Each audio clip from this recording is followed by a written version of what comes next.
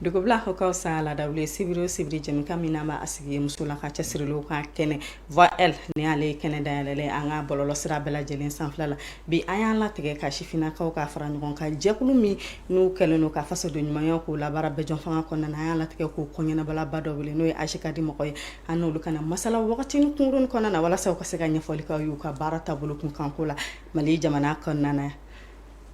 ani ɲaguma Mariétou Sima i bisimila an ka kɛnɛ kɔnɔ i sɔnna ka na an ka baro jaabi a diyara n bi an y'a latigɛ ka na an ka masala wagatinin kunkurunin kɔnɔna na aw ka jɛkulu kan wele diyala an ye an b'aw fo ka waleɲuman dɔn ni plateau sugu ninnu ka d'anw ye kosɛbɛ parce que a b'an permettre ka mɔgɔ caman informer ladɔnniya an bɛ baara mun kɛ kan Mali kɔnɔna na. D'accord. Mariétou e yɛrɛ jɔyɔrɔ ye jumɛn ye fɔlɔ AJCAD kɔnɔna na ɲɔgɔn an ka taa ɲɛfɛ?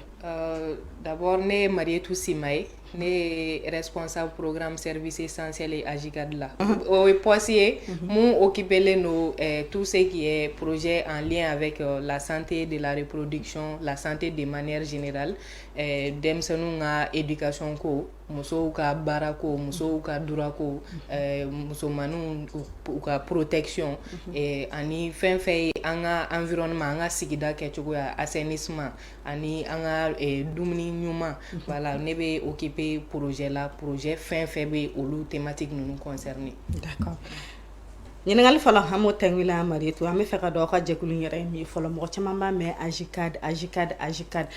yɛrɛ ye mun ye? AJCAD ye sifin jɛkulu ye mun cɛsirilen bɛ kosɛbɛ Mali kɔnɔ yan nɔ bɛɛ fanga ni fasoden ɲumanya o labaarali la an bɛ baara caman kɛ je pense que a tɔgɔ yɛrɛ bɛ baara ninnu résumé voilà n'i ko bɛɛ fanga i ko bonne gouvernance i ko fɛn fɛn ye mɔgɔ citoyenneté ɲuman ye mɔgɔw ka fasodenya ɲuman mɔgɔw ka participer i ko ko sariya i ko ko hakɛw. Voilà donc an bɛ baara kɛ o thématique ninnu kan an ka projet caman bɛ taa o siraw de fɛ. Mariétou n'i ko baara caman ne bɛna fɔ sisan nɔ ko mobili ko b'a la. I bɛ se k'i da don an ka baaraw la ka walawalali k'an ye. Mobili ko t'a la an ka baaraw la par exemple ne yɛrɛ ka département na fɛn fɛn ye musow kunkanko ye musow ka hakɛw an bɛ baara k'o kan n'a fɔla sensibilisation an bɛ musow former an b'u sensibiliser an bɛ taa communautéw la fɛn fɛn ye information ye luwaw ni textes kan minnu bɛ musow ka hakɛw la an bɛ t'o ɲɛfɔ an bɛ mɔgɔw fana sensibiliser pour que wale minnu ye dankari wale ye musow ka développement ma musow ka lakununi ma musow ka jɔyɔrɔ sɔrɔ ma pour que olu dɔ bɛ se ka bɔ o la an ka sigida kɔnɔ parce que aw yɛrɛ b'a dɔn an ka sigida ninnu kɔnɔ fɛn caman bɛ yen n'o ye miiriya walew n'olu ye kɛwalew minnu bɛ dankara na an bɛ fana mɔgɔw sensibiliser pour que an ka se k'an ka sigida lasanuya parce que n'i ko i y'a mɛn i b'a fɔ ko dugu ɲuman n'i y'a mɛn i b'a fɔ droit i ko d'abord kɛnɛya tɛ sɔrɔ ni jɛya tɛ donc an b'o baara ninnu kɛ an ni structure de santé bɛ baara kɛ ɲɔgɔn fɛ structure ka dɔgɔ an ni mun tɛ baara kɛ ɲɔgɔn fɛ an ni mairie bɛ baara kɛ ɲɔgɔn fɛ voilà an ni collectivité clan bɛɛ bɛ baara kɛ ɲɔgɔn fɛ pour que an bɛ se k'an jɔyɔrɔ fin mun ye fasoden ɲumanya baara an bɛ se k'o kɛ wa an bɛ jeunes fana pousser ka t'o sira fɛ AJCAD ka dondaw bɛ commune bɛɛ la on est dans 200 communes sur les 700 actuelles o dondaw an b'olu wele i b'a fɔ club d'action citoyenne o club ninnu ye denmisɛnnin jɛkuluw ye an bɛ minnu fana sigi commune bɛɛ kɔnɔ parce que pour nous an tɛ se ka wuli ka taa i ka commune lawuli k'a lakunu k'a développer ka i yɛrɛ to donc n'i bɛ taa i bɛ taa commune denw de bila a la i b'olu de responsabiliser donc o jɛkulu ninnu kun y'o de ye olu la an bɛ leaderw choisi an bɛ leaderw fana bɛ u ka groupe choisi comme ça ni fɛn b'an bolo k'o ɲɛsin o commune ma olu de b'a ɲɛmɔgɔya minɛ an bɛ taa olu de b'a ɲɛmɔgɔya minɛ an b'u accompagner pour que k'a kɛ kuma dɔw la yɛrɛ u fana bɛ initiative ɲumanw ta ka na n'a ye n'an bɛ se ka dɛmɛ min kɛ an b'a kɛ kuma dɔw la wɛrɛ b'u ka fɛn kɛ u tɛ hali ɲɛsin an ma donc o y'an ka laɲini dɔ ye ka denmisɛnnin sifinnakaw lakunu u k'u jɔyɔrɔ fa fasojɔ la u k'a dɔn k'a fɔ denmisɛnninya tɛ mɔgɔ tiɲɛ u k'a dɔn k'a fɔ anw de ye sini ma Mali marabagaw ye donc a bɛ daminɛ bi de a tɛ daminɛ bali ka daminɛ sini an b'o baaraw kɛ an bɛ baara kɛ gouvernance département fana b'an bolo programme gouvernance programme paix et sécurité fana b'an bolo o bɛɛ département na projet de be ka en lien avec ces thématiques voilà donc gouvernance la an bɛ projet kɛ minnu ye sensibilisation ye citoyenneté kan minnu ye café citoyen ka jɛkulu lasigi pour que mɔgɔw ka se ka masala jamana yɛrɛ bɛ ka diriger cogo di est ce que nin diriger cogo in b'an labɔ dingɛ kɔnɔ wa mun ni mun kan ka kɛ ko proposition kɛ donc an b'o proposition an bɛ se k'a layɛlɛ fo yɔrɔ minnu na an b'u layɛlɛ o yɔrɔ la k'a fɔ fasodenw sifinnakaw bɛ ka nin de ɲini paix et sécurité fana département na an bɛ baara kɛ ni déplacé interne de an bɛ fɛn caman kɛ n'u ye an bɛ foragew d'u ma an bɛ dumuniw d'u ma hali sisan an bɔra ka déplacé interne musow caman former couture la u caman bɛ ka serviette hygiénique réutilisable caman bɛ sa kalali la sisan an ye machine de caman ma an y'u dɛmɛ ka AGR les activités régénératrices de revenus an y'u dɛmɛ k'o sigi sen kan pour que u bɛ se ka bɔ difficulté u bɛ difficulté min kɔnɔ bi pour que u bɛ se ka bɔ a kɔnɔ parce que n'i ko muso fana ka jɔyɔrɔ sɔrɔ f'i k'a dɛmɛ sɔrɔ sira dɔ ka k'a bolo parce que sɔrɔ sira tɛ mɔgɔ bolo o bɛ to dépendance de la donc nous an bɛ nin stratégie de utiliser pour que ka musow dɛmɛ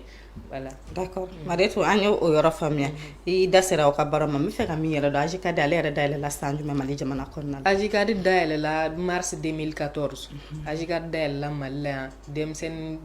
cɛsirilenw fɛ minnu kun bɛ mouvement caman na mais c'est suite aux différents coups d'état que u ye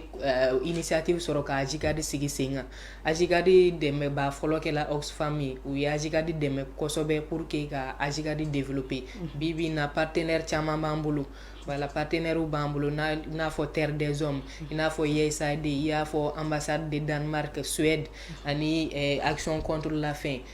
partenaire baden b'an bolo minnu b'an dɛmɛ bi an ka baara kɔnɔna na mais AJICAD aw ka jɛkulu ka di ne yɛrɛ bɛna taa baara ɲini aw fɛ problème an y'o faamuya Mariétou i ko aw bɛ commune kɔnɔna na aw bɛ 200 communes sur les 700 communes ne bɛ fɛ k'a dɔn aw ka intervention a bɛ kɛ faaba kɔnɔ yan ni dugu jumɛn ni dugu jumɛn na Mali jamana kɔnɔna na Mali la an bɛ Bamako an bɛ région bɛɛ la mais an kun ma se Kidal de fɔlɔ an kun ma se Kidal parce que an ka Tombouctou antenne de kun bɛ ka Kidal couverture kɛ parce que bɛɛ b'a dɔn situation sécuritaire kun ma nɔgɔ c'était pas favorable donc an ma sɔn ka antenne dayɛlɛ yen fɔlɔ voilà mais dans les jours à venir ni situation remédier la on compte mettre une antenne sur place à Kidal pour que an ka se ka Mali couverture bɛɛ kɛ mais région comme région ko fana bɛ ka falen sisan voilà déjà an bɛ bakurubaw kɔnɔ n'a falenna ni tout est confirmé on verra comment an bɛ se k'an yɛrɛ réorganiser pour que ka kɛ u ye région tila cogo min na pour que ka kɛ bi kɔni an ka antenne an bɛ se k'a fɔ an bɛ 8 régions sur les 8 régions anciennes an bɛ 7 kɔnɔ plus les districts. Maintenant, les nouvelles régions, on verra, mais quand même, dans les nouvelles régions, on a déjà un club d'action B, ou un coordinateur locaux fanata, munumbe ni zone nunumbe kono. Donc, coordinateur nunumbe ka bilasira ɲɛ baara dɔ de kɛ yani an ka se ka an sigi o zone ninnu kɔnɔ. Mariétou ɲɔna an ka taa aw ka baara développement na ne bɛ fɛ ka min dɔn i ko aw ka dɛmɛ bɛ se musolaka bɛɛ lajɛlen ma ni musow tila musolakaw kulu ka ca ne bɛ fɛ ka dɔn aw bɛ musolaka kulu kɛrɛnkɛrɛnnen jumɛn de dɛmɛ ok n y'a fɔ cogo min na n ye accent bila déplacé interne kan ani déplacé interne bɛ baara baden kɛ mais olu dɔrɔn tɛ an ye sigida dɔw ciblé minnu défavorisé non minnu an tɛmɛna centre communautaire fɛ pour que ka muso dɔw sɔrɔ ni n ko muso bogotigininw fana b'a la donc pour que k'olu sɔrɔ pour que ka se ka baara kɛ n'olu ye muso les femmes les plus vulnérables an bɛ an ka cible fɔlɔ o ye mais ani muso wɛrɛw bɛ baara kɛ minnu fana cɛsirilen don minnu fana bɛ organisation wɛrɛw kɔnɔ minnu développélen don par exemple dans le cadre de certains de nos projets an ye réseau sigi sen kan pour que ka organisation sifin jɛkulu o jɛkulu fɛn fɛn bɛ baara kɛ n'o ye VBG thématique ka dankari walew ninnu minnu mun bɛ kɛ muso ou bien mɔgɔ la ka da i ka cɛya ou bien i ka musoya kan an ye réseau sigi o kan o réseau o bɛ organisation caman concerné o organisation na muso cɛsirilenw b'u la an n'u bɛ baara kɛ ani an ka makɔrɔbaw an tantiw na an mɔmuso minnu fana ye parcours baw kɛ Mali la an n'u bɛ baara kɛ parce que c'est des personnes ressources pour nous u bɛ se k'an dɛmɛ ni hakilinaw ye n'an bɛ forum ni fɛnw organiser an b'olu de wele u ka n'u ka expérience partager ni sifin jɛkulu ye.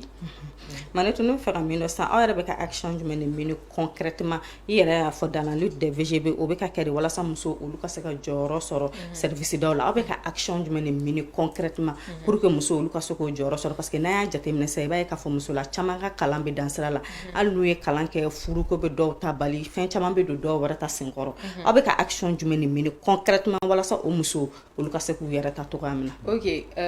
jɔyɔrɔ bɛɛ ti kalan bolo pour nous hali n'i ma kalan kɛ i bɛ se k'i jɔyɔrɔ fa parce que jɔyɔrɔ fɔlɔ i k'i jɔyɔrɔ yɛrɛ dɔn i ka du kɔnɔ i ka jɔyɔrɔ yɛrɛ sɔrɔ i ka du kɔnɔ fɔlɔ ka jɔyɔrɔ sɔrɔ sigida kɔnɔ pour que ka se ka bɔ a bɛ daminɛ dɔɔni dɔɔni de c'est pourquoi an ni muso sugu bɛɛ bɛ baara kɛ ni n ko muso sugu bɛɛ genre i kalanna i ma kalan an n'i bɛ se ka baara kɛ wa an ka action a bɛ se ka bɛɛ toucher an bɛ formation kɛ musow ye. N'a fɔla formation an b'u former d'abord u k'u ka droit dɔn u k'u ka devoirs dɔn u ka se ka entrepreneuriat u ka se k'o ɲɛdɔn i b'a fɔ n ye cas mun f'i ye k'an bɛ an ye AGR développer ka di musow ma Bamako yan Mopti Gao an ye AGR développer ka di musow ma caman bɛ k'u ka baara kɛ et puis fana an bɛ cogo bɛɛ kɛ pour que ka musow ni muso wɛrɛw bila contact la minnu bɛ se k'u influencer voilà nous an bɛ baara kɛ ni muso sugu bɛɛ ye i b'a fɔ n y'a fɔ cogo min na an ye denmisɛnninw bɛ yen nɔ an yɛrɛ bɛ minnu coacher la olu bɛ ka wuli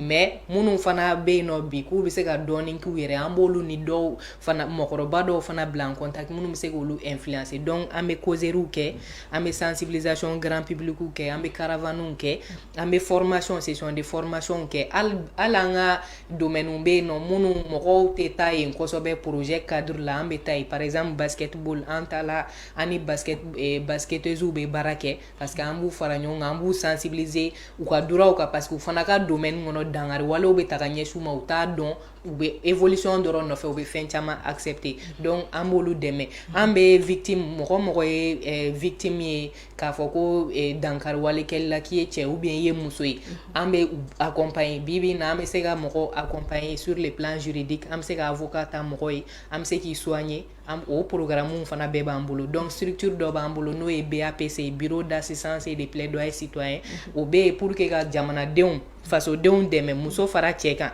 k'u dɛmɛ ka don u ka droit kɔnɔ n'i y'a dɔn k'i ka droit violer la i b'o numéro vert wele numéro vert b'an bolo i b'o wele pour que u ka se ka i accompagnement sugu ka di ye n'a projet bɛ an bolo mun b'a ta an b'o kɛ n'an tɛ se an bɛ partenaires b'an bolo structure la minnu fana bɛ accompagnement kɛ an bɛ référer ka taa yen nɔ donc an bɛ olu bɛɛ kɛ pour que musow ka bila u ka droit kɔnɔ u k'a dɔn u bɛ se ka fɛn mun kɛ et puis an bɛ action de plaidoyer baden kɛ action structure n bɛ se k'a fɔ structure de gouvernance ma tɛmɛ an ma se ka plaidoyer kɛ niveau mun na voilà par exemple réforme minnu tɛmɛna an ye forum organiser ka musow labɔ Mali fan caman na u ka n'u hakilina fɔ an y'a fara ɲɔgɔn kan k'a kɛ document ye k'a di réforme panel ma pour que u ka se k'o ta ba la. D'accord. Ne faamuya Maletu ne y'a ye aw ka action na aw bɛ action caman mené jamana kɔnɔna na Mali kelen dɔrɔn tɛ région kɔnɔna na n'i y'a ye yɔrɔ dɔ la aw bɛ taa commerçants sensibiliser n b'a ye yɔrɔ dɔ la aw bɛ sigi aw ni sifinnaka denmisɛnninw bɛ baro kɛ n b'a ye yɔrɔ dɔw la aw bɛ taa mairies yɛrɛ fɛnɛ kɔnɔna na donc sisan ne bɛ fɛ k'i da don aw ka baara yɛrɛ en toute généralité de la sisan. Voilà donc je pense que e yɛrɛ y'an ka baara bakuruba fɔ ne y'a f'i ye cogo min na an ni bɛɛ bɛ baara kɛ i y'a ye an ni mairies bɛ baara kɛ mairies ka baara ye mun ye pour que u ka se ka sifinnakaw intégrer pour que sifinnakaw ka se ka to ka impliquer u ka se ka to ka u sen don commune voilà commune décision minnu bɛ ta commune kɔnɔ ka se k'u sen don o la sifinnakaw an n'u bɛ baro mun kɛ a bɛ se ka kɛ an ka thématique ninnu bɛɛ kan a bɛ se ka kɛ gestion des conflits kan a bɛ se ka kɛ VBG kan a bɛ se ka kɛ citoyenneté kan a bɛ se ka kɛ gouvernance kan donc olu baro ninnu kun tɛ foyi ye k'u hakili dayɛlɛ pour que u bɛ se ka wuli ka dɔ k'u yɛrɛ u bɛ se ka wuli k'u sen don jamana baara la an bɛ ne sensibilisation ye mun ye avec les commerçants c'est aussi les sensibiliser pour que u k'u formaliser parce que Mali kɔnɔ commerçant caman bɛ informel de la o situation yi peut-être olu fɛ u b'u arranger mais a t'u arranger en réalité voilà parce que caman bɛ yen nɔ ni marché public ka di ye i tɛ se k'a sɔrɔ si tu es informel et puis yurugurugu caman fan caman bengani caman bɛ k'i la si tu es informel. Donc du coup an bɛ t'u sensibiliser pour que u ka se k'u formaliser k'u ka commerce formaliser fɛn fɛn document ye u ka se k'a sɔrɔ an bɛ fana ni citoyen fɛn fɛn ni difficulté b'i la k'a fɔ k'i m'i ka pièces dɔw sɔrɔ i t'a dɔn i bɛ taa min ou bien bengani wale dɔ bɛ ka k'i la commissariat ni fɛnw kɔnɔ an ni commissariat bɛ baara kɛ i b'an ka numéro vert wele an b'i accompagner cogo cogo bɛ se ka kɛ i bɛ se ka bila i ka droit kɔnɔ k'a sɔrɔ i ma tɛmɛ yurugurugu sira fɛ donc an b'o baara bɛɛ kɛ hali an bɛ agent de santé former sur comment ka u bɛ se ka sifinnakaw kunbɛn cogo min na u ka structure kɔnɔ parce que n'i ko santé de la reproduction des jeunes et adolescents i ko agent de santé d'abord donc jeunes y'a yira an n'u ka sigi ka fɔ caman na k'a fɔ ko gɛlɛya mun b'u kan mun b'a kɛ yɛrɛ u tɛ taa structure la caman b'i ɲɛsin fura kunnu ma k'a sɔrɔ information t'u bolo u b'u ka vie bila en danger c'est parce que n'u ta la agent de santé b'u juger donc an ka approche kɛla mun ye an agent de santé an ye point focaux ɲini u la avec l'appui de la Croix-Rouge malienne et française an ye appui ɲini u y'an dɛmɛ an ye agent ninnu former an y'u ni sigi ka fɔ kɛ u ni sifinnakaw cɛ u ka baro kɛ pour que u ka se ka sifinnakaw ka besoin dɔn donc nin baara ninnu bɛɛ baara kelen tɛ baara caman don et puis thématique caman kan. D'accord Mariétou an y'o faamuya an bɛ fɛ ka taa point min kan sisan nɔ o ye i ye fɛn fɔ i y'a yira k'a fɔ k'aw bɛ baara kɛ centre caman kɔnɔ ne bɛ fɛ k'a dɔn aw ka baara daminɛ ni bi cɛ aw ni centre joli bɛ ka baara kɛ. An ni Bamako yan an ni Bamako 4 centres bɛɛ bɛ ka centre communautaire centre d'écoute communautaire an n'olu bɛɛ bɛ baara kɛ Bamako mairie an n'u bɛɛ bɛ baara kɛ région kɔnɔnaw na an ka claquew de y'an ka point d'entrée an ni collectivité ninnu bɛɛ fana bɛ baara kɛ. N tɛ fɛ i ka tɛmɛ o yɔrɔ kan o claque in ne yɛrɛ y'a ye ne ma faamuyali sɔrɔ a la i tɛ ɲɛfɔli kɛ claque in yɛrɛ ye mun ye. Awɔ n y'a fɔ cogo min na claque in c'est le club d'action citoyenne n y'a f'i ye cogo min na claque objectif tɛ dɔwɛrɛ ye ka jeunes yɛrɛ k'u responsabiliser u ka sigida kɔnɔ a kana kɛ i b'a fɔ anw de ni hakilinaw ni projets bɛ bɔ dɔrɔn ka taa exécuter u ka sigida kɔnɔ n'an ta la an bɛ tɛmɛ olu de fɛ ou bien yan'an ka taa yɛrɛ olu de bɛ difficulté dɔw bɛ olu de b'a remonter k'a fɔ nin degun de b'an ka sigida kan an bɛ se ka mun kɛ an b'u bilasira n'an bɛ se k'u bilasira an bɛ se k'u dɛmɛ ni wari ye an b'u dɛmɛ n'an bɛ se k'u dɛmɛ ni mɔgɔ de ye ka déplacer ka taa ka t'u former fɛn bɛɛ an b'o bɛɛ kɛ pour ces jeunes là et c'est des jeunes très actifs parce que ni bibi na mɔgɔ caman b'u cɛla minnu yɛrɛ bɛ dankari wale minnu bɛ k'u ka sigidaw kɔnɔ minnu b'o signaler an ye minnu bɛ mɔgɔw la orienter vers nous i b'a sɔrɔ kuma dɔw la yɛrɛ polisiso la ko dɔw bɛ kɛ o jeunes de b'a an wele k'a fɔ nin bɛ ka kɛ nin yɔrɔ in na an bɛ se ka mun kɛ an b'a kɛ yen nɔ jeunes ninnu fana n bɛ se ka exemple ta an ka Cɔribugu claque kan olu ye contribuer la kosɛbɛ ka digi dilan u ka dugu la pour que u ka dugu musow ni jeunes bɛ se ka nakɔfɛnw sɛnɛ ka ɲɛ waati bɛɛ donc u b'o baara bɛɛ kɛ u y'o baara bɛɛ kɛ sans l'appui financier de l'AGICAD. Donc o jeune claque objectif yɛrɛ y'o ye et puis u bɛ mobilisation fana kɛ pour que mɔgɔw ka t'u ka taxes ni impôts sara donc u b'o sensibilisation na bi in na an ka claquew yɛrɛ mairies yɛrɛ b'an ka claquew utiliser kosɛbɛ ni mairies bɛ fɛ ka sensibilisation ni fɛnw kɛ u bɛ claque ninnu de wele parce que u b'a dɔn u bɛ yen nɔ u informer nous sensibiliser donc u b'olu de ta k'u utiliser même la campagne pour le port du casque an ka claquew b'a la Ségou et on a même bénéficié des casques de la part c'est pas des Sikaso voilà pour les différents membres de claque. Voilà. N fɛ min dɔn claque den joli b'aw bolo sisan. An bɛ yɔrɔ min na bi on a 400 claques an bɛ 400 claques de b'an bolo on est en train d'aller vers les 700 parce que cette année an ka objectif ye ka 300 de sigi. D'accord o jɛkulu in cɛla musolakaw de ka ca walima cɛlakaw de ka ca. Claque yɛrɛ sigili règle de b'a la claque tɛ sigi tant que muso ma kɛ 50% ye cɛ ma kɛ 50% ye claque tɛ sigi n'o tɛ commune caman bɛ yen claque ma sigi ye bi parce que an y'a ɲini u ka musolakaw la représenter ka ɲɛ u y'a yira i b'a fɔ musow tɛ sɔn ka représenter ou bien u tɛ fɛ ka muso impliquer donc an renoncer la claque sigili la claque règle yɛrɛ fɔlɔ y'o ye la parité. D'accord Mariétou an bɛ fɛ ka min faamuya sisan région kɔnɔnaw la yɔrɔw ka laɲiniw tɛ kelen yɔrɔw sigiyɔrɔ tɛ kelen est-ce que point focal local kelen de b'aw bolo ka sensibilisation ou bien n'aw taara région min na a b'olu ka laɲini de kɛ ka baara kɛ n'a ye n y'a fɔ cogo min na kilaki nafa dɔ fana y'o ye an ka baara la parce que kilaki mɔgɔw de bɛ commune yɛrɛ ka besoin remonter anw ye an tɛ foyi kɛ n'anw ma tɛmɛ kilaki mɔgɔw fɛ parce que olu de b'a fɔ an ye anw fɛ yen nin bɛ marché anw fɛ yen nin tɛ marché i b'a sɔrɔ hali projet dɔw bɛ yen langage dɔw b'a la kilaki mɔgɔw de b'a signalé aw ye nin tɛ an ka n'a fɔ tan an k'a fɔ tan donc n'an ta la souvent il y a des partenaires qui ont leur zone ciblée. Donc au cas où, mais souvent nous aussi on a le choix de sélectionner des zones. Quand on a le choix, on passe par les claques. Quand on n'a pas le choix, c'est toujours les claques qui vont nous appuyer à atteindre les zones. Il va sur les zones d'eau, on beta yoro d'eau là, on a claqué te yoro na mais claqué moro de dunda ni anye yoro la dugutiki la kao fait non préfet ni maire fait non claqué moro de bo ou ni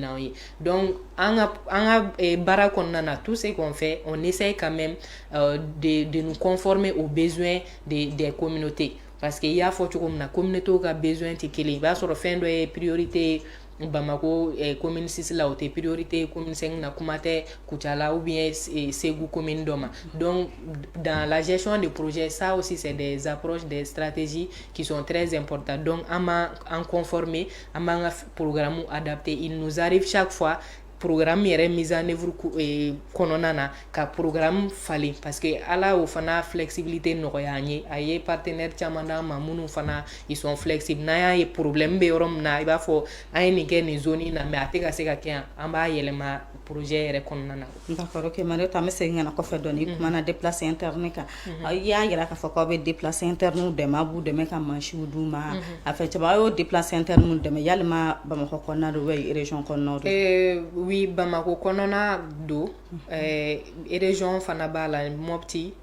an ni déplacé ye baara kɛ Mopti fana mais comme déplacé ka ca Bamako kosɛbɛ bi voilà Bamako ya an bɛ se k'a fɔ an bɛ yɔrɔ min na bi site min bɛ a bɛ site 5 bɔ mais anw ni 4 de bɛ ka baara kɛ voilà donc du coup an ye accent bila Bamako kan kosɛbɛ et puis kow fana bɛɛ bɛ dépend partenaires fana la souvent. Voilà, parce que hali ni souvent n'a ka di ye ka taa yɔrɔ wɛrɛw la i b'a sɔrɔ olu tɛ partenaire ka zone kɔnɔ voilà donc bi bi na ani Bamako déplacé de bɛ ka baara kɛ kosɛbɛ ani Mopti voilà Gao fana il y a des couches qui sont identifiées ani minnu fana bɛ baara kɛ. D'accord, Mariétou ye caman fɔ i y'a yira k'a fɔ aw ka nin baara in yɛrɛ kɔnɔna na ni service administratif de bɛ baara kɛ ɲɔgɔn fɛ kosɛbɛ an n'olu yɛrɛ cɛ bɛ cogo di ni baara in kɔnɔna na yalima a ko daminɛ la aw sɛgɛnna faamuyali kɛra ko la u m'a yira k'a fɔ a bɛna aw sen don u ka kow la a bɛn'u ka kow ɲagasa a ko kɛra cogo. Bon o faamuyalibaliya o tɛ ban a la parce que mɔgɔ n'i kɛla cogo cogo i b'a sɔrɔ dɔ b'i accepter n'i hakilina ye parce que o tigi b'a ye k'a fɔ e bɛna ale dɛmɛ de ale ka baara la mais i b'a sɔrɔ dɔ fana b'i ye i b'a fɔ problème parce que e bɛna ale empêcher ka ko dɔ kɛ donc o cas tɛ ban a la mais an b'an focaliser kosɛbɛ minnu b'an accompagner an b'an focaliser olu kan kosɛbɛ parce que minnu t'an accompagner pour nous c'est des cibles. En a ciblé de parce que c'est des personnes ou bien des structures à sensibiliser davantage parce que ou ma femme et familial baliab nan fen chamay donc ante do kɛlɛ ni confrontation na an bɛ taa ni sensibilisation sira ye minnu b'an accompagner n'olu bɛ baara kɛ kosɛbɛ il y a beaucoup de commissariats qui nous accompagnent il y a beaucoup de mairies bi n'an ko an bɛ activité kɛ an bɛ se ka activité décider bi k'an b'a kɛ 16h n'an ye mairie dɔw wele u bɛ na maire yɛrɛ u b'u déplacer u bɛ na u y'a yira la a ye jeunes ye a ye sifinnakaw ye a ka baara a b'anw dɛmɛ de donc on est disponible pour vous. D'accord, aw ka ni sensibilisation kɔnɔna na yalima toujours aw de bɛ bɔ ka taa mɔgɔw ɲini ou bien mɔgɔw bɛ wuli ka se aw ma. Sensibilisation nasuguyaw ka ca par exemple an ka descente terrain bɛ yen nɔ o ye anw yɛrɛ bɛ déplacer wa an b'o o nasuguyaw ka ca anw bolo parce que an bɛ se ka an ka animateurs agents communautaires olu bɛ yen olu bɛ se ka descente kɛ ka taa commune kɔnɔ i yɛrɛ b'a ye souvent an ka page kan i bɛ an ka animateurs ye sugubaw kɔnɔ u bɛ descente kɛ u bɛ taa mɔgɔw lasɛgɛrɛ u bɛ kuma fɔ maintenant o fana action o fana bɛ na ni résultat dɔ ye parce que i b'a sɔrɔ i bɛ tɛmɛ yɔrɔ dɔ la dɔ b'a mɛn kɔfɛ u bɛ wuli ka ɲɛsin i ma donc o fana sensibilisation sugu bɛ i b'a sɔrɔ o tigi de wulila ka na a tigi b'aw yɔrɔ ɲini ou bien a b'aw wele a bɛ na fɔ aw yɔrɔ la a bɛ information minnu nɔfɛ a b'olu d'a ma donc olu sensibiliser an bɛ se k'olu bɛɛ kɛ hali an bɛ taa festival kɛyɔrɔw la an bɛ taa bamara an bɛ t'o la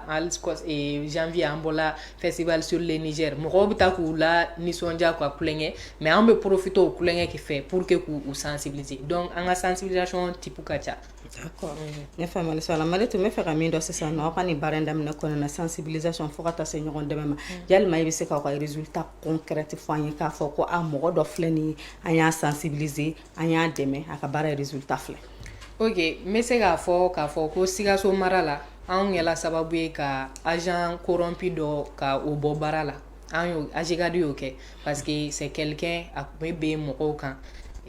an ka agents y'a repérer u y'a signaler an ye procédure entamé ka lettre ladon là où il le fallait et la personne a été relevée et en tout cas la personne a été sévèrement punie. AGECAD y'o kɛ AGECAD ye musow accompagner bi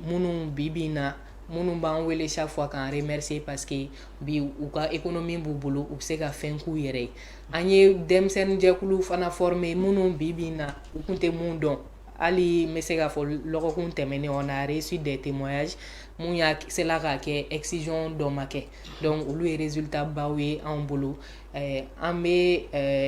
fɛn caman fana bila mɔgɔw ka disposition na n'a kɛla lampe solaire ye an bɛ dɛmɛ sugu caman kɛ minnu bɛ mɔgɔw dɛmɛ kosɛbɛ déplacés internes en tout cas nous on peut vraiment s'en vanter parce que an bɛ se k'a fɔ on a contribué réellement à l'amélioration de leurs conditions de vie. N'aw wulila sisan k'an bɛ t'u la yan n'aw wulila hali aw kana AGECAD wele aw bɛ wuli dɔrɔn aw bɛ taa terrain kan u yɛrɛ bɛ kuma u yɛrɛ b'a ɲɛfɔ. kin kelen jumɛn na. n'aw taara Senu site kan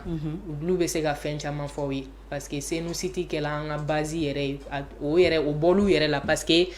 ko mana kɛ cogo o cogo i b'a sɔrɔ dɔ b'a démarquer u bɔl'u yɛrɛ la parce que u organisé len don. Voilà, u y'u yɛrɛ organiser u y'a kɛ ni dɛmɛ bɛ na ka bɔ yɔrɔ fɛ a bɛ tɛmɛ bolo dɔw de fɛ désordre tɛ olu ka ko la donc o y'a kɛ fana u ye fanga sɔrɔ an ka dɛmɛ kɔnɔna na. D'accord Mariétou baara o baara hala gɛlɛya tɛ ban yalima gɛlɛya ko b'aw ka baara in na n bɛna ɲininkali dɔ k'i la kɛrɛnkɛrɛnnenya la kɔsa in na an y'a ye k'a fɔ aw ka directeur exécutif Adam Dicko ale bɔlen Faransi kana gɛlɛya caman kɛra ni malidenw ni ɲɔgɔn cɛ kuma caman fɔra a ma yalima a joué aw ka baara kan. Bon, o kɔni n bɛ se k'a fɔ a ma diya anw ka baara kan parce que nous on a un mental d'acier parce qu'on sait ce qu'on fait on n'a rien à se reprocher voilà i y'a fɔ cogo min na mankanw bonyana mais n y'a fɔ faamuyalibaliya bɛ na ni fɛn caman ye. mais est-ce que aw ni duguladenw cɛ man gɛlɛya dɔɔni le fait que aw bɛ passage min kɛ ka sensibilisation minnu kɛ. n bɛ se k'a fɔ non parce que au contraire o situation in ça a été bénéfique pour nous parce que mɔgɔw y'a ye k'a fɔ kuma minnu tɛ fɔ kɔrɔlen fɛn minnu yɛrɛ ma deli ka kɛ on sera k'o de kɛ à travers notre directrice qui a en tout cas su parler franchement et sans langue de bois avec un président de la République française donc a ye kɛla pour détracteurs caya la minnu m'a faamu minnu y'a fait mais je pense que même dans la semaine qui a suivi il y en a qui se sont ralliés qui ont compris après que franchement c'était pas juste ka taa lèche-boîtier tɛ foyi tɛ c'est quelqu'un qui veut vraiment le meilleur pour les jeunes Maliens, le meilleur pour son pays. Donc, sur le terrain, ça ne nous a pas affecté. Ça ne nous a pas affecté. Au contraire, nous, on va féliciter, on va faire des baram et continuer à faire. Donc, ça a été une situation qui nous a vraiment renforcé d'un autre côté. D'accord. Bon, gɛlɛya tɛ ban baara la parce que d'abord n'i ye sifin yɛrɛ ye Mali kɔnɔna na o yɛrɛ problème ye fɔlɔ. Parce que jeune na étiquette de normalement en tena k'a fɔ i b'a fɔ tu es jeune tu ne peux rien tu n'as pas d'expérience i tɛ se ka nɔ bɔ ko la n'a kɛla cogo cogo i bɛna tu vas tout faire foirer donc du coup n bɛ se k'a fɔ o poids in bɛ peser anw kunna kosɛbɛ parce que souvent partenaire dɔw yɛrɛ bɛ yan'u k'i dɔn u b'i minimiser fɔlɔ de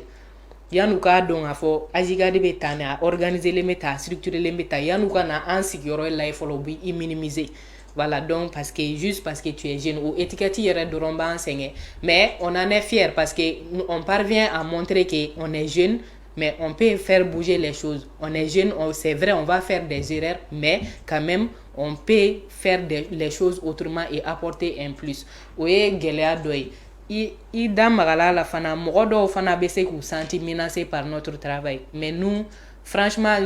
ça peut être une difficulté, mais on ne s'en soucie pas franchement parce que pour nous, on est clair dans notre objectif au fait. En bas, donc, du coup, ni ma famille, il va faire problème, il va faire bras de fer. On essaye vraiment d'aller dans la sensibilisation. Il va se après, les personnes vont rallier. Et puis, souvent, il y a le caractère c'est pas non pérenne de certains projets obsèque mo sen ba ni ya fo caractère non pérenne ba so projet do bina ou dire manja voilà ou dire manja be dum ba don organisation que les associations ONG nationales ou vie des subventions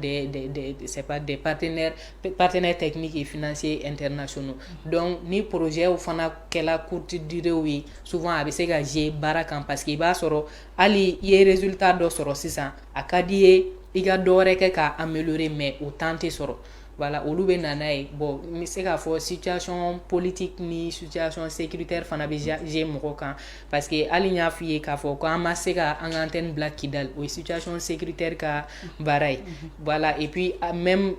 à Mopti souvent on a peur de déployer nos agents parce que il b'a sɔrɔ sécurité ba tɛ yen nɔ voilà donc on ne veut pas aussi c'est vrai an b'an ka baara kɛ mais ka mɔgɔw ka vie bila en danger on veut pas aller dans ça olu be situation politique bɛɛ bɔla kalama kɔsalani na décision caman ta la minnu ye anw dɔrɔn tɛ o ye ONG caman ani association caman affecté parce que a y'a kɛ partenaire caman ta la voilà et puis a ye baaraw kɛcogo gɛlɛya a ye fɛnw nacogo gɛlɛya olu be yen mais ko bɛ n'a waati do je pense que on ne va pas en mourir et on va vraiment prier pour que situation améliore dɔɔni joona pour que Mali ka se k'a ka souffle normal sɔrɔ. D'accord Mariétou kuma kɔnɔna na i da sera ko dɔ ma o ma tɛmɛ n tulo kan i y'a yira k'a fɔ ko n'i kɛra sifinnaka denmisɛnnin ka ban a ka gɛlɛn danaya yɛrɛ ka da i kan aw dun bɛ ka baara caman kɛ aw bɛ ka sensibilisation kɛ aw bɛ ka wuli ka jɔ kɛ yalima aw ye sifinnaka denmisɛnnin minnu n'a y'u sensibiliser k'u former n'u taara service daw la yalima disi bɛ se ka gosi n'u ye wa. N'an kɔni ye minnu former n tɛ se k'a fɔ ko c'est des gens qui seront imbattables mais c'est des gens qui sont d'avance informés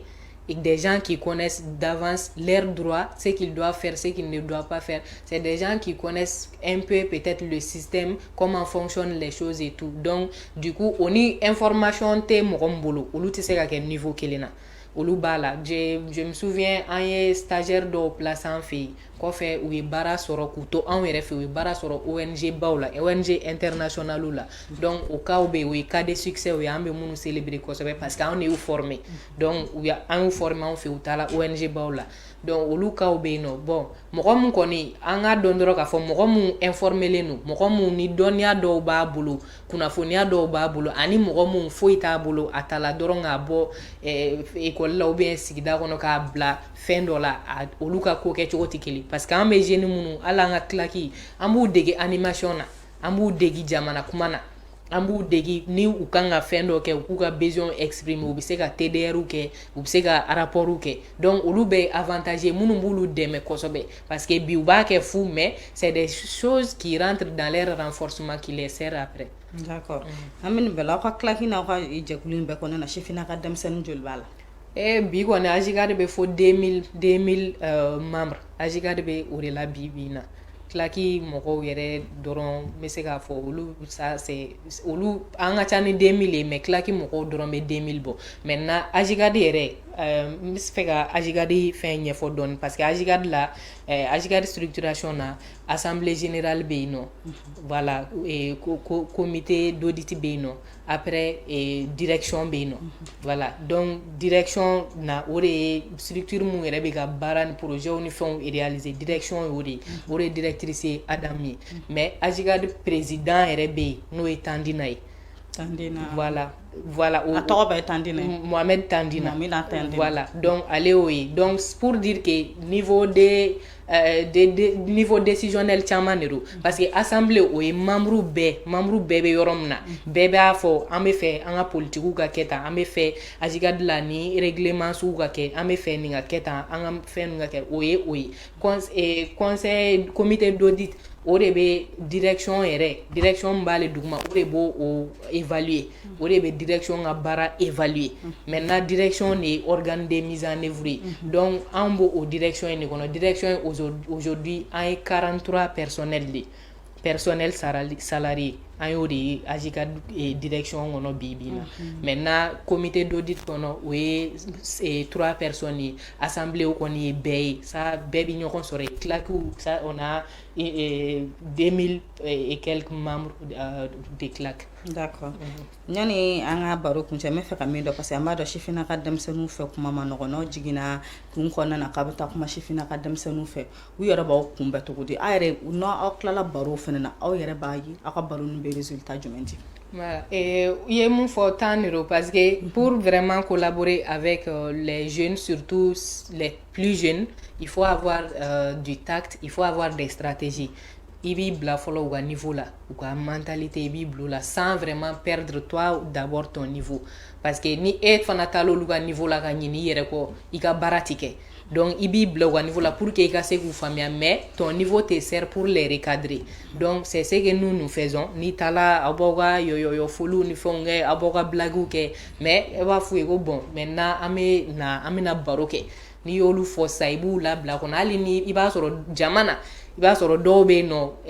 tranquillité mando lui abeto kuma ere la doro lu ba essayer ka divaguer nous divaguer la choco iba soro divaguer la choco ibeta bo sujet do rekan iba ira ala ka fo une divagation que ce n'est pas inutile abeta ben ne ka mais tu ramènes encore dans ton débat. Donc c'est cette stratégie que nous utilisons. Iba soro souvent ere na ni munu e baroke na nkla la ko fo lu be kla animateur ou harceler ay na nga baroke am fa nga baroke mo ko ba nga gerena ou bien geren do be yan fi nga tayno donc bébé fait qui impliqué. Nous même on a été visité par un groupe c'est pas un espace qu'on a mis en place à Doumanzana. So, après la causerie vous temena ko fu ka ta bureau là pour que ka ta don réellement animateur munana baro ku fe mumba ko fe o be fe ka don parce que baro injalui utala o ye baro ka anu ni directrice bla ambe baro ke nyon fe we fe on famia ali sisa o be ka proposition ke am fe an activité nge 8 mars la am fe kan ke donc ambo réflexion na pour voir comment les accompagner. D'accord. Nous ka proposition nous ka fe on ke sisa no yalma abu de me ka barani ni ka duma ou be abani na ko partenaire fe wardo re ka di wala so ka se ku ka projet o se senka. Nous ka proposition ke parce que nous déjà on a des projets, on essaie de voir absega ta projet muka amseka souvent il va sur ou be fendo were demander amase aga projet là il va sur mina t-shirt il va sur uma go be micro là o mina on beba on bolo donc no lu fen no amse go duma maintenant meni ya sur war ko ni femba là amba les activité abi projet du thématique concerné a pertinence du amseka munke pour que ga améliorer pour que aga valeur mbala doka faruka ambo analyse ke kale na forme se gata projet ngamba ta mena ya tix se gata projet ga et que vraiment l'activité est intéressante et pertinente amba bo ajiga de requête kono. D'accord. Amaye ka fo do tate projet to lu bula ka do lu ka placer service ni fona yalma adekadi ni service bolo be ñogon bolo wala saka jeune placer am bolo ni service bolo be ñogon bolo mais ateke iba fo bi ambe iba fo amena APJ joro je iba fo ka wuli doro ka dem chifina ka ota ku placer ou bien ni mu nana doro ka en placer ka o placer non ani service be ñogon bolo mais toujours on se conforme c'est pas à la disponibilité de certains fonds parce que placement est à warko ni mo placer stage là il indemnité de stage prévoit à tigi souvent il va soro une structure dobe bala tigi o structure be clangeta e be clangeta ou bien il va soro structure rebe son aya placer mais awri ba ka indemnité ta ou bien kumaro la structure dobe soro mumba beta donc amen bere analyser ka laje ni demande de stage ou be na on fait ni demande de stage ou nana na ya les poste munu be no e ou demande munu ke ni a profil na makota la ambala na mse ku bla romna non, c'est là on promet rien, mais on cherche. Si on trouve, on place la personne. Je pense qu'on a déjà placé, même actuellement, il y a des personnes une jeune fille qu'on a placée en stage dans le domaine de communication dans une ONG internationale qui est un partenaire à nous. Et chez nous aussi, il y a beaucoup de stagiaires dans notre département finance et administration, dans le département programme services essentiels, programme gouvernance, programme paix et sécurité. Donc, stagiaires ou bambolo ou lubela. D'accord. Aya ka foko ka jekulu abeneno dema makosebe kosebe. muso ka activité ba bna ka 8 mars yana aji ka die bnu ni prévoir comme 8 mars la an an ka partenaire n'o ye Terre des Hommes ye an n'u bɛ ka initiative dɔ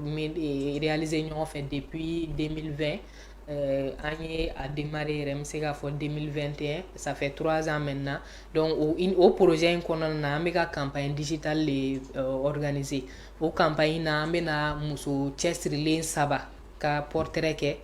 n'an ko cɛsirilen anw ka cɛsirilen ni mɔgɔ tɔw ka cɛsirilen tɛ kelen parce que anw bɛ taa musow nɔfɛ minnu bɛ domaine na mɔgɔw yɛrɛ t'a miiri ko musow bɛ taa domaine mun na par exemple an ka cible dɔ ye muso dɔ ye mun ye maçon ye cible dɔ ye mun muso bara de fer kɛla an ka cible dɔ ye cible dɔ ye muso ye mun fana bɛ camion boli voilà ani compagnie dɔ bɛ baara la a bɛ camion boli don o don donc an b'olu sugu de cibler maintenant an bɛ n'o portraitw kɛ ensuite an bɛna spot kɛ parce que an ni sifin denmisɛnninw an bɛ commune kɔnɔ an n'u bɛ baara kɛ ɲɔgɔn fɛ an bɛ fɛ k'u fana da don damakasi la donc an bɛna sport dɔ kɛ u ka damakasi la damakasi sugu jumɛn damakasi les plaidoyer u ka se ka u damakasi pour que musow ka condition bɛ se ka falen cogo min na pour que environnement pour qu'elle puisse avoir un environnement protecteur pour que u ka se ka sigida sɔrɔ sigida mun b'u protéger k'u kisi k'u tanga dangari walew ni bingani walew ma donc ko damakasi an bɛna u da don o la an bɛ o sport ninnu kɔnɔna na an bɛna mɔgɔw an balimaw n'an baarakɛɲɔgɔn wɛrɛw don a la minnu ye mɔgɔ ye minnu bɛ ka vie ni lujura ye donc an bɛna olu sen don a la an bɛ ka tɛmɛ an ma sourds fɛ mun b'o kɛ les personnes vivantes avec handicap les sourds ye olu an bɛ k'olu olu intégrer a la IMAF fana les personnes non voyants voilà olu fana an bɛ k'olu fana sen don o baara la donc an bɛna sport belebeleba kɛ mun b'a kɛ olu bɛɛ bɛ se k'u ka damakasi kɛ cogo min na pour que musow ka hakɛw musow ka condition ka se ka évoluer Mali kɔnɔna na. D'accord Marieta an y'o faamuya an b'a ladɔnniya k'a fɔ k'a tun bɛ voile kɛnɛ de ka muso la ka cɛsirilenw ka kɛnɛ bi aji ka di mɔgɔ tun b'an bolo n b'a dɔn Marieta Sima ale y'i da don u ka baara womisɛnnin caman na aw ye faamuyali sɔrɔ ɲɔgɔn an ka baro datugu an bɛ kuma di Marieta ma Marieta fara n ka kuma jumɛn b'i bolo ka fara nin kan. Ne kɔni ta ye foli de ye parce que an b'aw remercier a ye nin kɛnɛ in d'an ma pour que an ka baara an ka fɛsɛfɛsɛ mɔgɔw ye an bɛ welewelema fana da Mali musolakaw sifinnakaw cɛsiri la an b'u wele u k'u cɛsiri mɔgɔ i ka fɛn fitinin caman de bɛ fara ɲɔgɔn kan ka kɛ fɛnba ye mɔgɔ si tɛ Mali kɔnɔ k'a fɔ ko mun bɛ yen nɔ ko jɔyɔrɔ tɛ mun na donc du coup bɛɛ k'i jɔyɔrɔ ni fa i ka niveau na a kɛli ka sokɔnɔna ye o a kɛla sigida kɔnɔna ye k'i jɔyɔrɔ ni fa i bɛ se ka mun kɛ sigida jɛya la i bɛ se ka mun kɛ sigida bɛn na sigida sinsin la ka développement na i k'o kɛ mɔgɔ on doit pas an tɛna bɛɛ tɛna kɔnɔ pour que ka kɛ président ou bien an bɛɛ tɛna kɔnɔ ka kɛ ministre ye an bɛ se ka mun changer an ka niveau la an k'o cɛsiri kɛ k'o changer adamaden ni i bɛ fɛ i nafa ka dɔn a bɛ dɔn o yɔrɔ ninnu de la wa adamaden si nafa tan tɛ anw hakili la donc an bɛ bɛɛ wele bɛɛ k'i cɛsiri pour que Mali bɛ se ka bɔ dingɛ kɔnɔ pour que Mali bɛ se ka kɛ jamana ye jamana mun yɛrɛ bɛ an yɛrɛ nimisi wasa an yɛrɛ bɛ se k'an disi gosi ni jamana mun ye o tɛ se ka kɛ ka maliden si sigilen to an bɛɛ de bɛ an bolo fara ɲɔgɔn kan merci. D'accord ni ne bɛ dan sigi an ka bi jamukan na hali k'an bɛɛ sigi wɛrɛ muso la ka cɛsirilenw ka kɛnɛ wɛrɛ kan.